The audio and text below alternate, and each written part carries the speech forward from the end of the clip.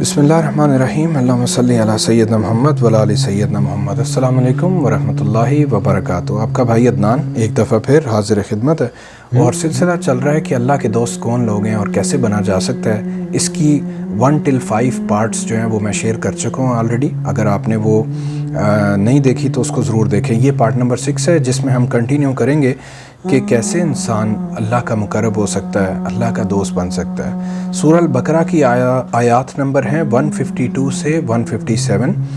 क्या फरमाते हैं अल्लाह ताला, देखते हैं। फरमाया, सो तुम मुझे याद किया करो और मैं तुम्हें याद किया करूँगा, और मेरा एहसान मानते रहना और मेरी नाशुक्री ना करना। ऐ ईमान वालो, सब्र और नमाज से मदद हासिल किया करो, बेशक अल्लाह सब्र करने वालों के साथ है। और जो लोग अल्लाह की राह में मारे जाएं, उनकी निस्बत ये ना कहना कि वो मुर्दा हैं। वो मुर्दा नहीं बल्कि ज़िंदा हैं, लेकिन तुमको शऊर नहीं। फिर फरमाया, और हम किसी कदर खौफ और भूख और माल और जानों और मेवों के नुकसान से तुम्हारी आजमाइश करेंगे, और सब्र करने वालों को बशारत सुना दो।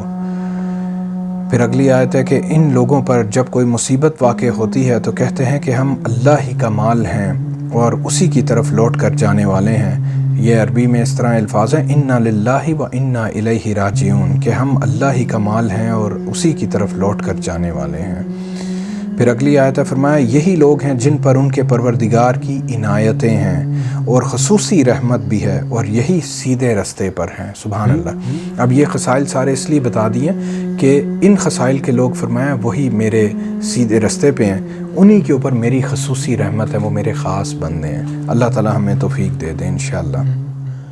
आपको एक नबी सल्लल्लाहु अलैहि वसल्लम की एक बहुत खूबसूरत हदीस शरीफ इस सिलसिले में बताता हूँ। बुखारी और मुस्लिम दोनों में रिवायत है। अल्लाह के नबी सल्लल्लाहु अलैहि वसल्लम ने एक शख्स को एक लश्कर का लीडर बना के भेजा, और वो सहाबी जो थे वो हर नमाज में और जब पढ़ाते और कुरान पढ़ते उसमें तो कुल हुवल्लाहु अहद ये सूरत ज़रूर पढ़ते। तो जब ये लश्कर वापस पहुंचा तो नबी सल्लल्लाहु अलैहि वसल्लम ने फरमाया, जानते थे वो माशाल्लाह, बट उन्होंने सहाबा से पूछा, इसको पूछो कि ये कुल हुवल्लाहु अहद क्यों पढ़ता था हर रिकत में। तो पूछा गया तो वो जो लीडर बना के भेजे गए थे वो सहाबी, उन्होंने फरमाया कि कुल हुवल्लाहु अहद ये जो है सूरत, इसमें अल्लाह की ख़ास सिफ़त बयान की गई है जिसे मैं बहुत पसंद करता हूँ, कि यानी अल्लाह की तौहीद बयान की गई है, वहदानियत का ज़िक्र है। तो जब ये बात बताई गई नबी सल्लल्लाहु अलैहि वसल्लम को, तो उन्होंने फरमाया सहाबा को कि इससे कहो कि इस वजह से अल्लाह भी तुमसे मोहब्बत करता है। सुभान अल्लाह। तो ये सूरत बड़ी ख़ास है, कुल हुवल्लाहु अहद। कोशिश करके ये सबको याद होनी चाहिए, और मैं आपसे कोई फ़र्ज़न नहीं कहता, लेकिन मैं इसको अपनी हर नमाज की हर रिकात में ज़रूर पढ़ता हूँ और कभी नहीं छोड़ता।